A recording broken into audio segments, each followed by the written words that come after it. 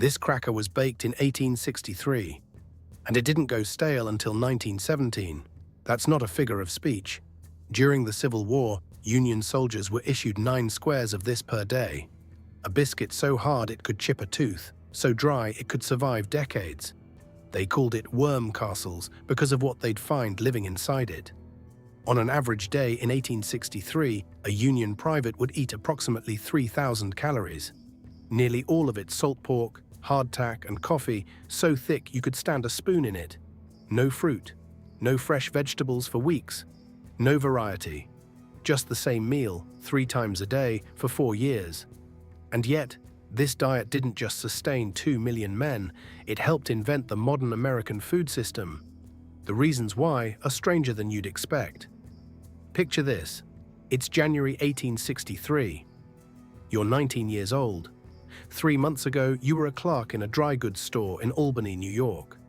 You have never, not once in your life, cooked a meal. That was women's work. Your mother cooked, your sisters cooked, you ate. Now you're standing in a frozen field in Virginia, surrounded by 1,100 men in your regiment, and someone has handed you a haversack, a canvas bag containing 1 pound of hardtack, 3/4 of a pound of salt pork, coffee beans, a little sugar, and a stub of candle. That's your food for the next 3 days. No one tells you how to cook it. This was the reality for nearly 2 million Union soldiers.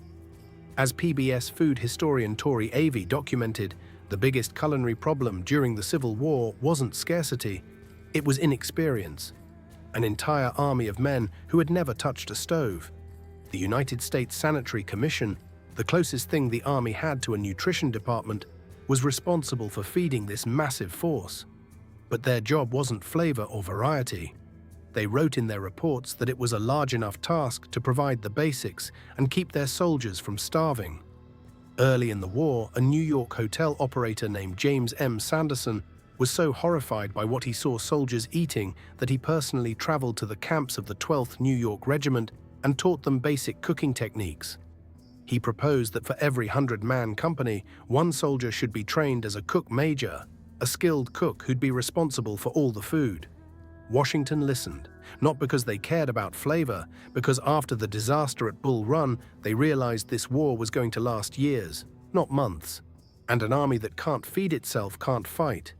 Before I show you exactly what that daily ration looked like, and before we cook it, you need to understand something about the state of food in America at this moment. Because what happened in Civil War mess tents didn't stay in Civil War mess tents. It changed how all of America would eat for the next century. All right, let me walk you through a full day of eating as a Union soldier, meal by meal. Breakfast, around 5 a.m. Coffee, always coffee first, but not coffee like you know it. Soldiers were issued green coffee beans, unroasted. They had to roast them themselves in a tin cup over the fire, then crush them with a rifle butt or a rock.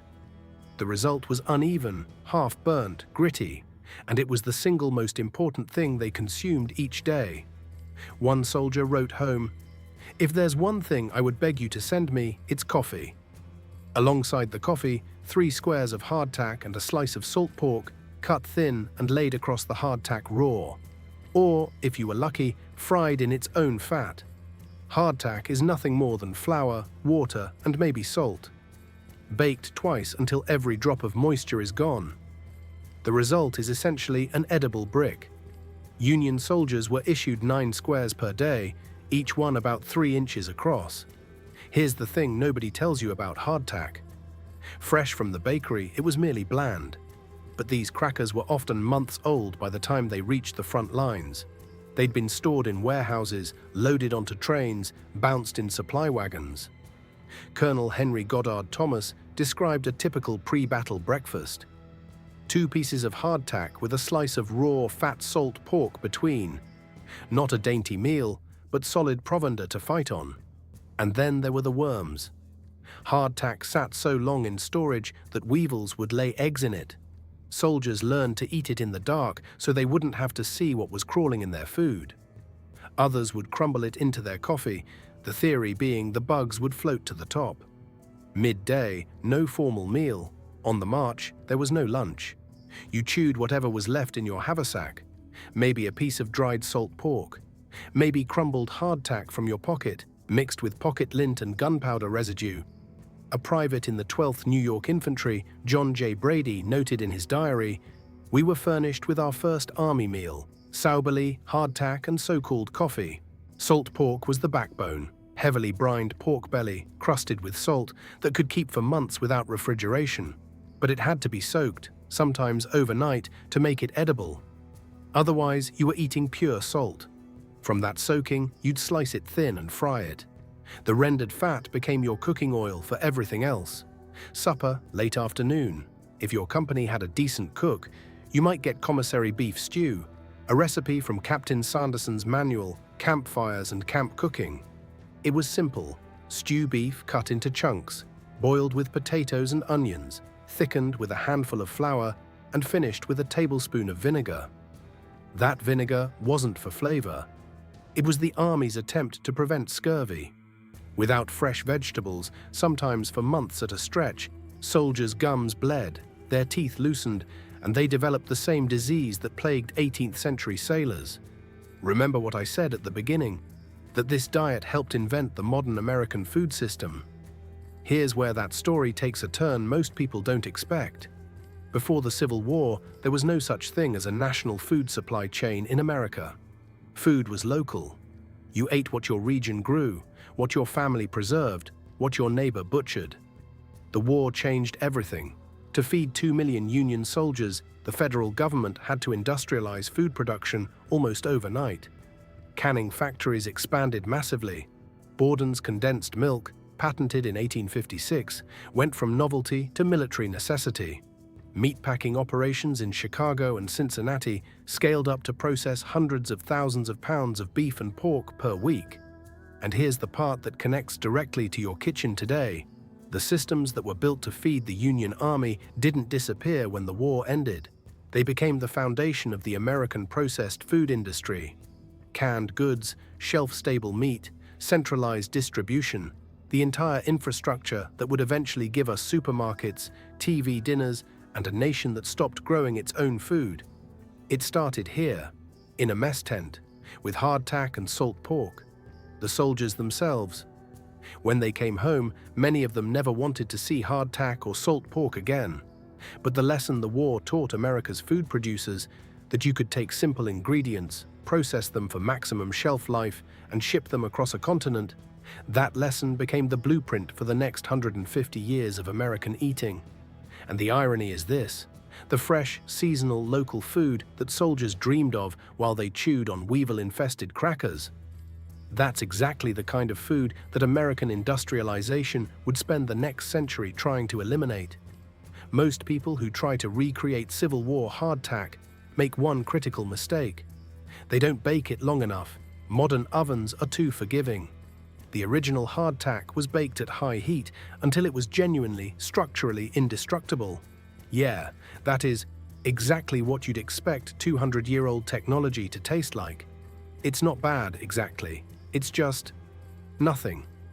Flour and endurance. But the salt pork? Actually, once you get past the saltiness, there's a richness there.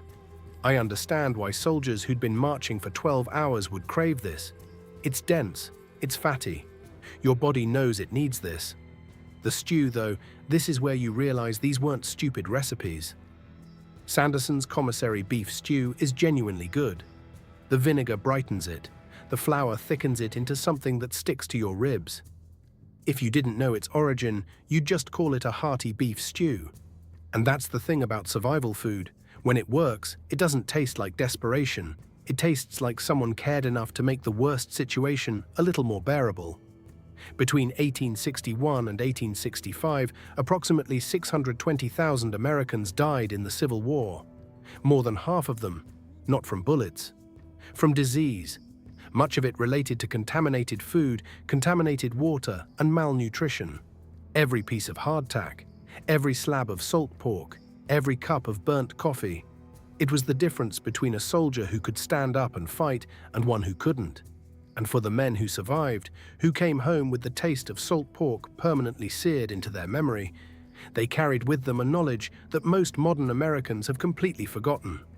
how to eat when there's nothing worth eating, and how to be grateful for it. Next week, I'm going forward in time to the 1930s, when another generation of Americans faced a different kind of scarcity, the Great Depression. And the most popular meal in the country, the one that kept 4 million families alive, vanished so completely that most Americans today have never heard its name. If you don't want to miss it, subscribe. And if there's a story in your family about food that got someone through a hard time, a war, a depression, a winter that wouldn't end, put it in the comments. These recipes don't survive in cookbooks. They survive through people like you.